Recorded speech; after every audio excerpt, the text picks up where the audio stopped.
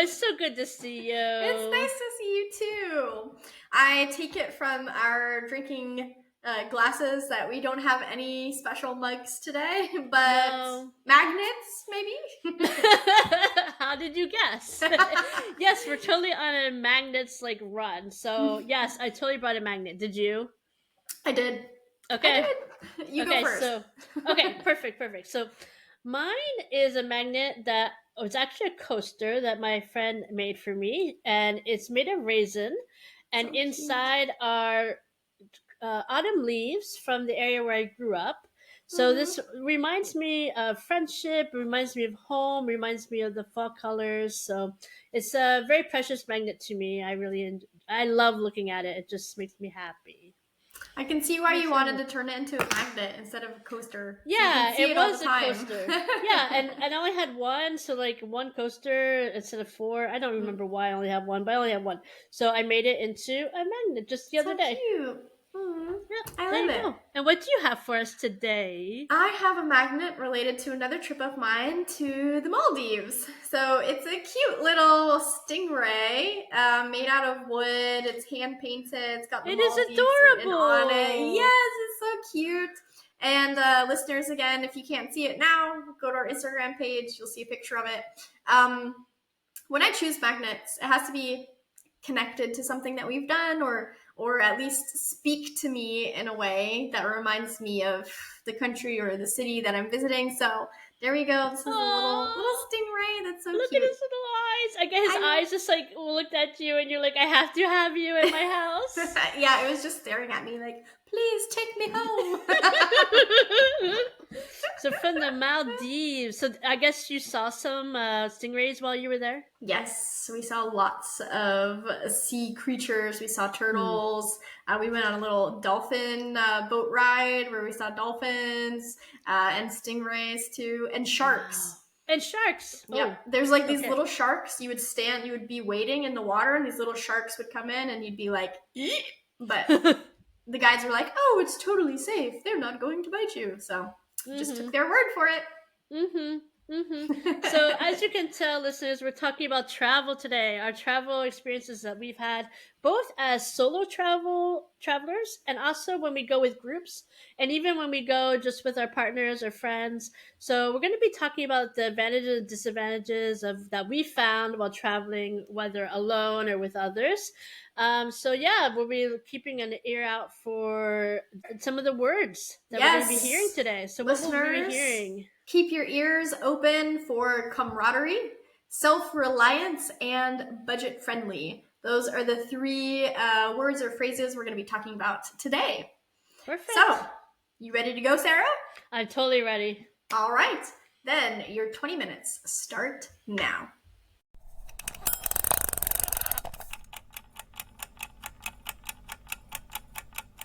So as we were talking about, we're going to look today about the advantages and disadvantages of solo travel and of group travel. And we're also going to look at the ways that Erin and I like to travel, our favorites. So we're going to have a lot of fun today. So we're going to start first with solo travel, some of the advantages. First of all, when you travel alone, you don't have to worry about anyone else's itinerary, what they want to do. You can just focus on what you want to do. So it gives you a lot of freedom, gives you a lot of flexibility. You can go at your own pace. You can take a day off if you want or visit a million places in the same day if you want. You're in control. So I think that's one of the biggest advantages of going by yourself is that you get to decide, right?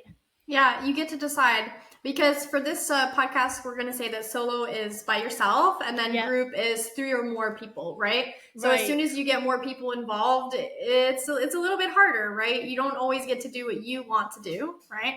And sometimes when you're on vacation, you want to be a little selfish. You want to do what you're interested in, right? Yeah.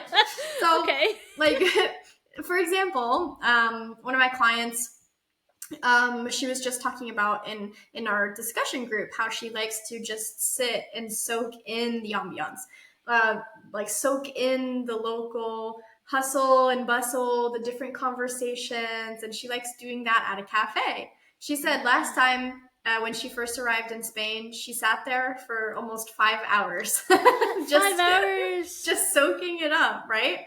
Now, if you have friends that want to do that with you, amazing. Hmm. If not, you can do that by yourself, right? And just kind Hmm. of breathe in a new environment, right? Yeah, it's like a lot about personal growth too when you're traveling. Like, it's like you can soak it in, you can take your time. So, like, I even looked at while I was doing some research, there's this clinical psychologist, her name is Dr. Binda Singh. She says that solo travel can create a sense of calm and mindfulness, Hmm. allowing you to be more present and appreciate the moment.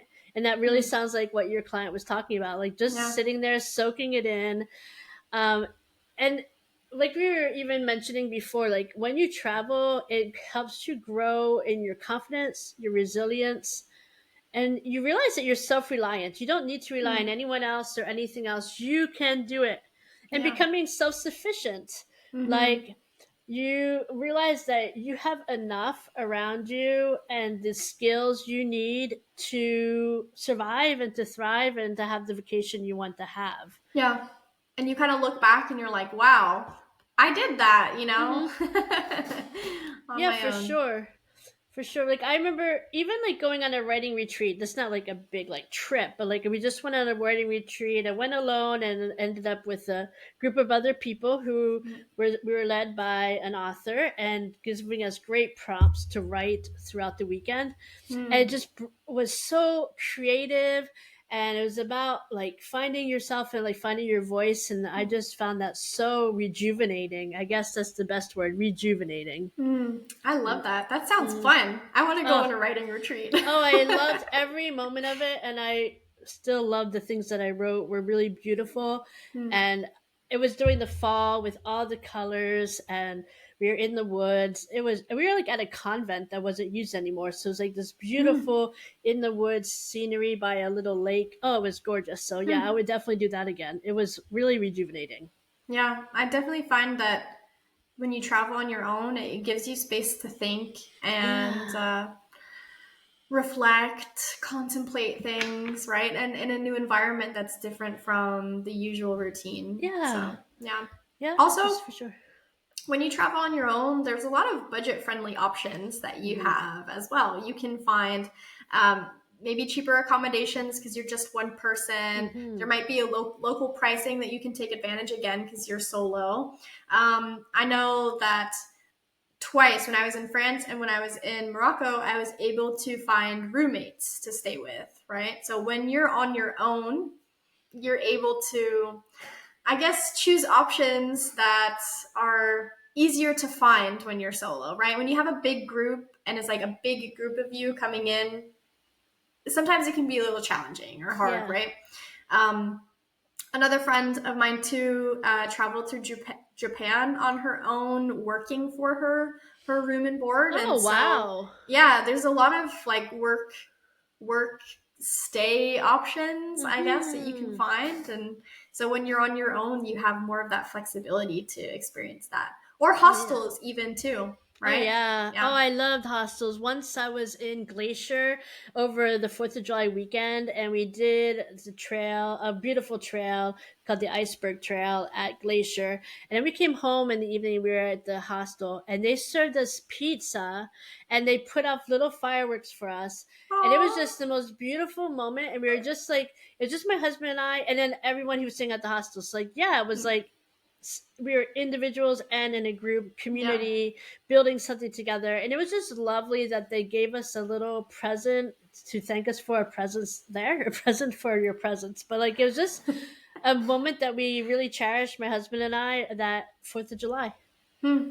That's so cool. That kind of leads me to the next one as Mm-hmm. well, is that when you're traveling on your own, you have a greater opportunity for connections. Mm-hmm. There's a tendency there's a tendency for you to talk to locals more or talk to Mm-hmm. other travelers more because you don't have anyone else in your group to interact with, right? Mm-hmm. So that's definitely, it can definitely lead to some fun experiences.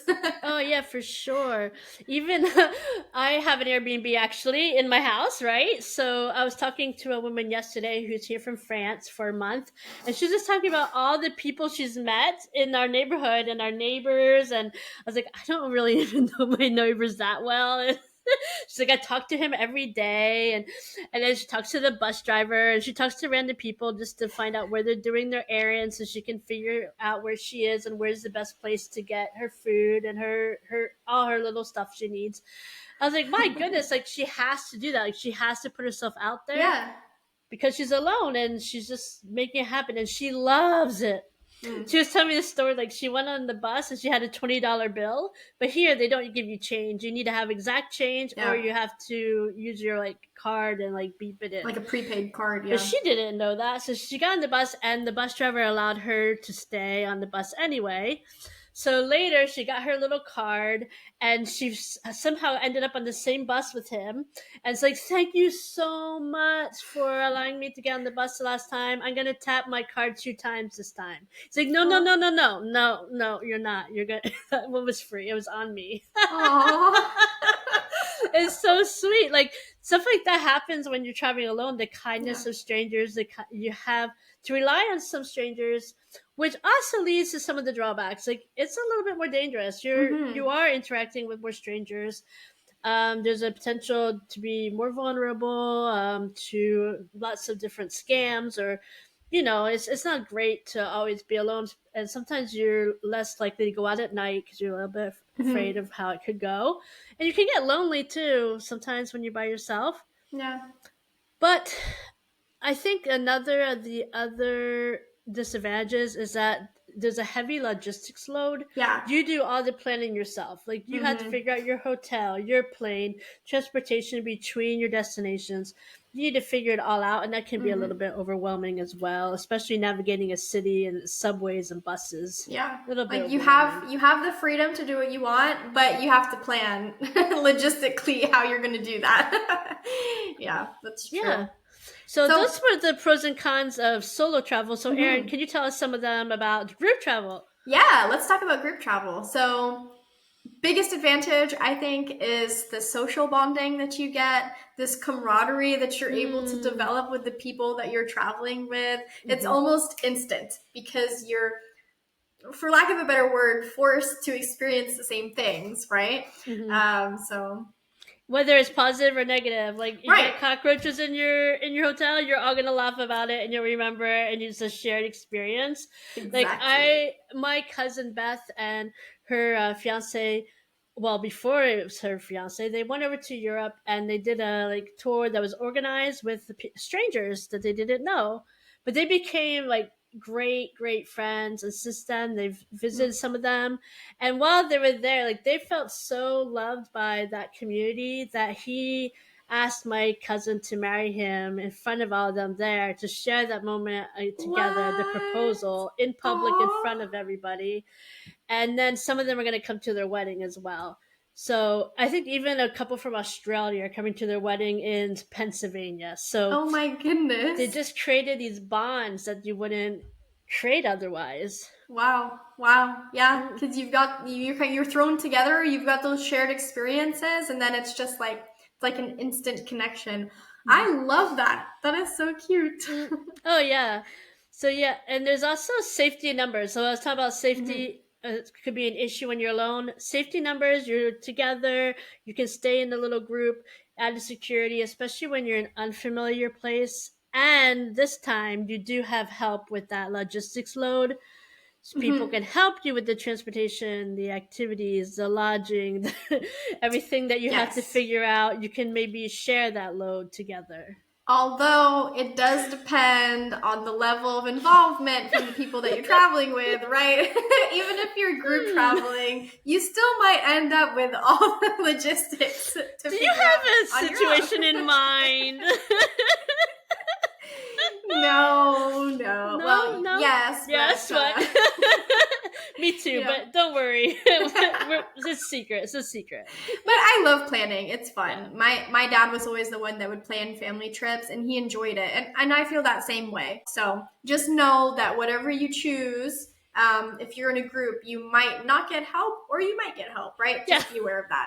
that. Yeah. Be And ready. we talked about cost efficiency solo traveling, but there's actually some advantages to traveling in groups when it Mm-hmm. comes to cost. You might get group discounts on tours, right? Maybe group discounts on lodging, shared rates. You could, for example, you could get an Airbnb, a big group Mm-hmm. of people. We did that for a wedding in Colombia, and it was a lot cheaper because there were Mm-hmm. 12 of us all together, right? So, Yeah, and every year I go with three of my friends from high school and we get an Airbnb together. We never really do much. We mostly just sit, have a book club because we read a book beforehand and discuss it while we're there. We maybe go to a Dixie Chicks concert, go see the Chicks. And then we order in wonderful food. So it's just like Mexican, Chinese, anything we want from the area and we just enjoy it. So, it comes out a lot cheaper because we're splitting the cost of everything. right. Yeah, instead of trying to find lodging, I guess, on your own. Yeah. Positives, negatives, figure that Yeah. out. But so let's talk about the drawbacks a little bit Yeah. for group. You do have less autonomy. You're fixed to the itinerary of your group, the preferences of your group, right? Your flexibility is limited. Mm-hmm. And connected with that, you've got group dynamics to figure out Mm-hmm. too. Personalities might clash, Mm-hmm. or somebody might be slow on decision making, somebody might be too fast on decision making, right? So Mm-hmm. you really need to navigate that, knowing that people are going to have different preferences. So, Yeah. yeah. So for you, Aaron, what do you prefer? Are you more of a solo traveler or a group traveler? What do you like the best? Yeah.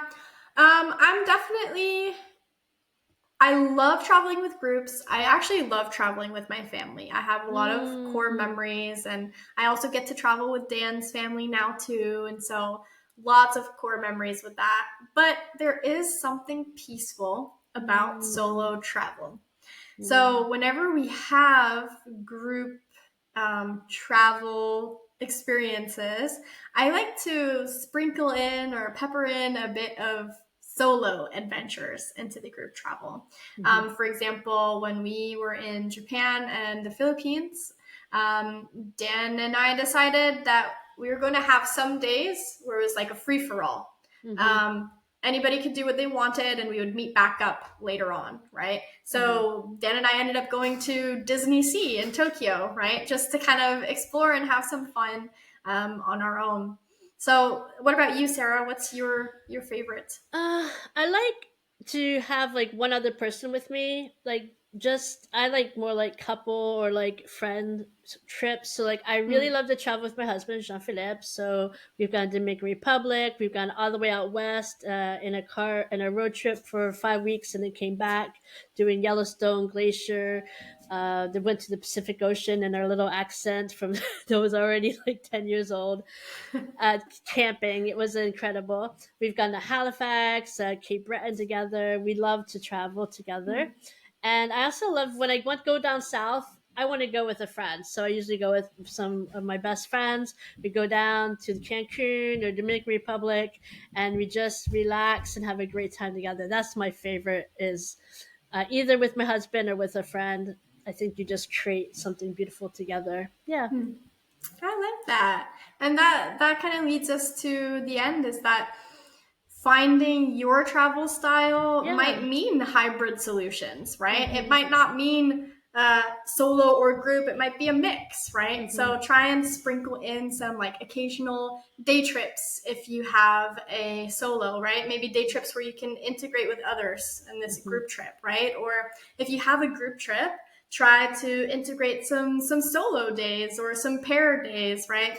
Travel in pairs, and test different things and try to see what your favorite travel style is. I love it. So that'd be something really cool for us to write down in those comments, actually. You guys can write down your comments. What's your favorite and why? Can you tell us some of your travel stories? We'd love to see them in the comments, or you can write us an email at the address in the show notes. So Mm-hmm. I think, Erin, that our time is winding down. I'm starting to hear that clock ticking away. Well, listeners, I hope you enjoyed that episode as much as I did, and I can't wait to read about your travel experiences, your preferences, your styles, and I hope you also kept your ears open for our three vocab words. We had camaraderie, self-reliance, and budget friendly. So again, we'll have a crossword at the end of the season. And stay tuned for our next episode. We invited a woman from the travel agency Laurier Du Vallon here in Quebec City and Montreal.